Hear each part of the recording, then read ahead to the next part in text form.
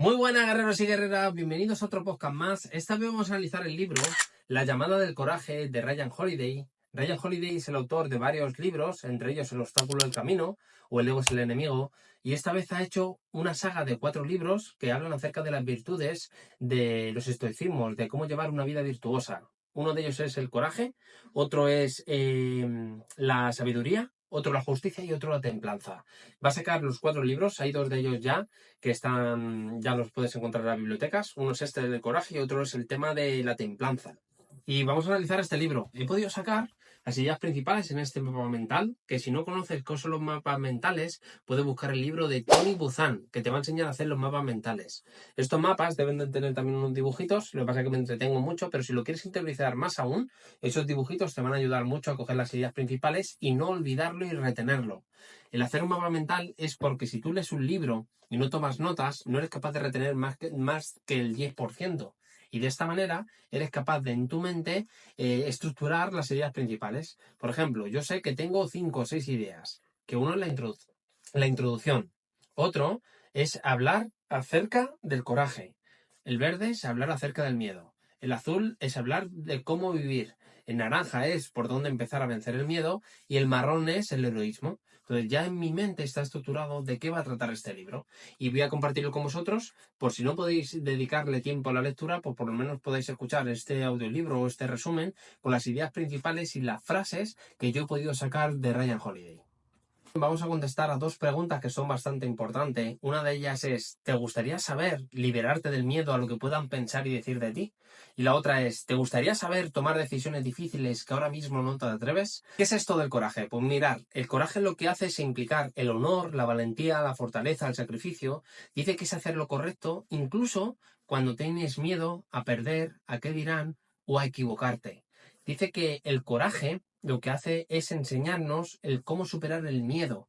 Dice que una persona que tiene coraje o que es valiente actúa a pesar de tener este miedo y que el mundo debería de estar dividido no solamente entre buenos y malos, sino también entre valientes y personas cobardes. Este coraje del que nos habla el libro es una de las 4 virtudes del estoicismo y es la única que no se puede disimular. Tú puedes disimular ser una persona justa, puedes disimular tener templanza o puedes disimular quizás ser una persona sabia, pero lo que no puedes disimular es si eres cobarde o eres valiente. Lo contrario de este coraje no es tener miedo, no es el miedo, sino lo contrario de este coraje es la apatía, el no hacer, el buscar una excusa, el no moverte, el no responder. Eso es lo contrario al coraje, la apatía, no es el miedo.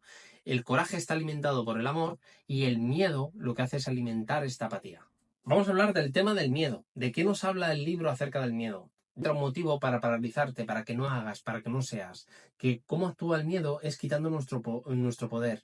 Nos quita el poder porque nos hace que no tomemos las decisiones que debemos de tomar.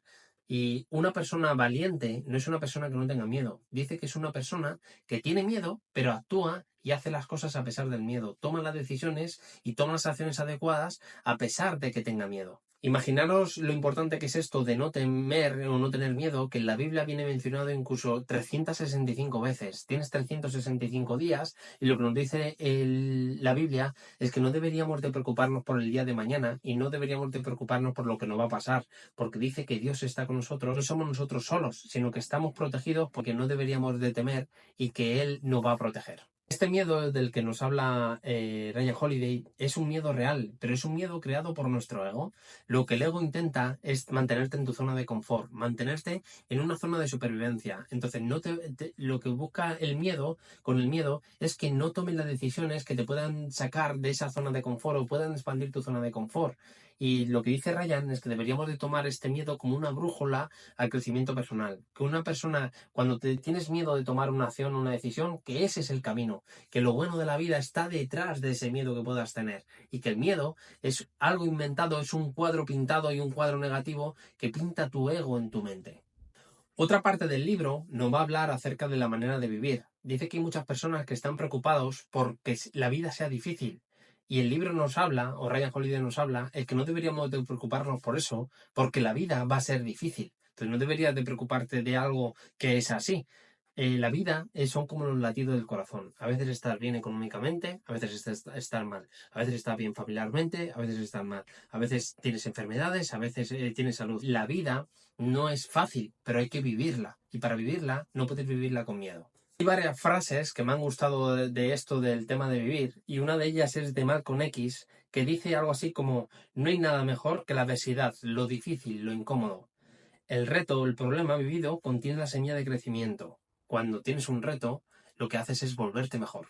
Y otra de las frases es que los críticos siempre son menos de los que imagina tu ego, que las opiniones de ellos deben preocuparles a ellos, no a ti. Muchas veces le damos tanto valor a lo que puedan opinar los demás que le damos incluso más valor de lo que podemos opinar nosotros mismos de lo que hacemos o lo que decimos. Lo que he podido aprender también del miedo es que a veces coge la identidad de vergüenza o de culpa, y que muchas veces no actuamos por lo que puedan pensar los demás de nosotros, y nos da esa vergüenza a tomar yo la decisión, a poder equivocarme, a decir algo y que los demás se rían, a actuar de cierta manera. Entonces prefiero quedarme en mi zona de confort, no ser valiente, porque así los demás no opinan de mí ni pueden juzgarme. Y nos da muchas veces este miedo, se pasa a vergüenza o coge la identidad de vergüenza para que no hagamos, no digamos o no seamos o no nos vistamos de tal manera por lo que puedan pensar o decir los demás. Nos pone un ejemplo que es muy bueno, que me ha gustado también, que habla acerca de la gente fracasada, la gente que no es valiente y que no ha tenido el coraje, que a veces se reúnen en salas para hablar de las personas exitosas. Y es una manera, hablan acerca de los exitosos y lo juzgan y los critican porque es una manera de excusarse el por qué no han hecho o por qué ellos no han sido. Y le quitan importancia a esto de conseguir el éxito. Entonces, un fracasado siempre se reúne con otros fracasados para criticar a una persona exitosa o que quizás tenga más que tú. No te preocupes por lo que puedan decir de ti las personas que estén por encima, porque las personas que están por encima no van a perder el tiempo hablando de ti. Normalmente lo que ocurre es que las personas que están por debajo son las que te critican, te juzgan y hablan de ti, pero que son menos de los que tu ego se imagina. Vale, Ismael, ya me has hablado acerca de lo que es el coraje, me has hablado acerca de lo que es el miedo, me has hablado acerca de las preocupaciones que tengo en mi vivir diario y de lo que puedan opinar o decir de mí. Pero ¿por dónde empiezo si lo que quiero es vencer a este miedo que tengo? ¿Cómo consigo ser valiente o tener el coraje? Está claro que si te da miedo y crees que no eres capaz, no vas a ser capaz porque no te vas a movilizar por ese miedo que te está causando. Hay dos maneras o dos formas de pensar. Una, o te haces responsable y tomas la frase de ¿qué medida voy a tomar? O otra, te haces una víctima y dices ¿ay, qué será de mí? Esas son las dos maneras de ver la vida. O bien liderar tu vida y coger responsabilidad y tomar las decisiones que debes de tomar a pesar del miedo, o verlo como una víctima de qué miedo tengo, no sé qué va a ser de mí y a ver si alguien me ayuda. Y esas dos maneras de vivir son las dos maneras en las que vivimos las personas. Y yo prefiero coger el camino de la responsabilidad y del liderazgo que el camino de ser una víctima y que la gente me lidere o que me diga qué tenga que hacer o que maneje mi vida. La manera de conseguir esto es plasmar el miedo a papel y hacerte la pregunta: ¿qué es lo peor que me puede pasar? Poner el miedo a papel, los miedos que me pueden dar, y ponerme en la peor situación. Y a partir de ahí lo que estoy haciendo es debilitar este miedo. Por ejemplo, hay muchas personas que incluso dicen que después del miedo a la muerte es el miedo a hablar en público. Si tú te subes a un escenario o das una conferencia, ¿qué es lo peor que te puede pasar? Que te caigas en el escenario, que olvidas lo que tenías que decir, que cuando hables te equivoques. Cuando hablas en público deberías de salirte del cuadro. Tú eres un mensajero, traes un mensaje que tú has aprendido y no importa si tienes canas, si estás mal vestido, si tienes una mancha, si te has equivocado al hablar, porque las personas se sienten más identificados con el error que con los éxitos. Si tú eres una persona extraordinaria, súper bello, súper guapo, que no se equivoca, que habla perfecto, la gente no se va a sentir identificada contigo. Si eres una persona que se equivoca, que comete errores, que no eres tan perfecta, la gente se va a sentir muy identificada contigo. Entonces, cuando tú hables en público, si te equivocas, es algo normal, la gente se equivoca, no pasa nada. Si quizás no dices las palabras adecuadas, si te has equivocado, porque tú eres un mensajero, no eres el mensaje. Deja de pensar que eres tan importante. Lo que nos dice es que cuando tú plasmas ese miedo a hablar en público en papel, lo que puedes hacer es coger responsabilidad y qué medidas voy a tomar. Si tú te ves como una víctima, entonces no lo harás ni hablarás nunca, aunque tengas un don, un talento, nunca los pondrás a la gente por el miedo a que te puedan juzgar. Pero si tú eres una persona que coge responsabilidad, te dirás, venga, voy a subirme con unas notas de los puntos importantes por si me equivoco, para saber por dónde voy, para no repetirme. Venga, voy a mirar en el escenario cómo es y cómo tengo que mirar, si me hay una luz a lo mejor que me pueda afectar la vista, si me impide ver luego las notas. O sea, te prepararás lo máximo posible para hacerlo lo mejor posible.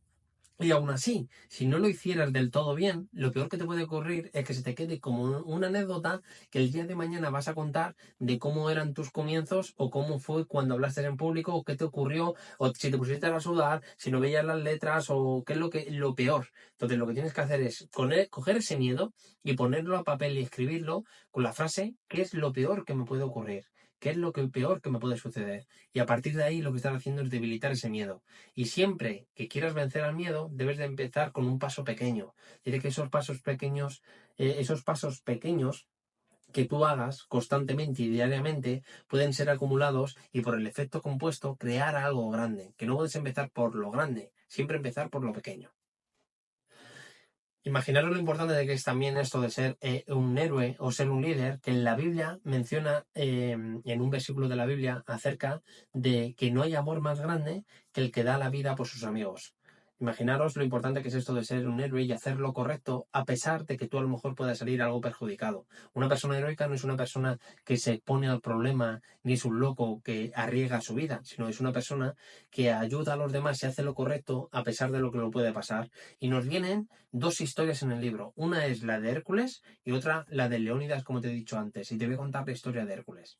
La historia de Hércules cuenta acerca de que cuando él era un adolescente y no sabía qué iba a ser de él su vida y que había perdido un poco el sentido, dice que se queda dormido y en un sueño se le aparecen dos diosas. Una es virtud y la otra placer. Y las dos le ofrecen dos caminos que tiene que tomar en su vida. Placer lo que le ofrece es un camino fácil, un camino en el que él no va a tener que arriesgar nada, un camino lleno de placeres, un camino que va a ser fácil, sin retos, con atajos, una vida que va a vivir tranquila, sin ningún sentido, pero una vida que va a vivir tranquilo con todos los placeres que pueda conseguir en esta vida. Y Virtud le habla a Hércules claramente acerca de qué piensan los dioses de la vida y dice que los dioses sin sacrificio no dan nada. Dice que Virtud le ofreció un camino de adversidad, un camino que tenía que enfrentar muchos problemas, que tendría dificultades y que debería de elegir entre ese camino o el camino del placer. Y que Hércules eligió el camino de la virtud.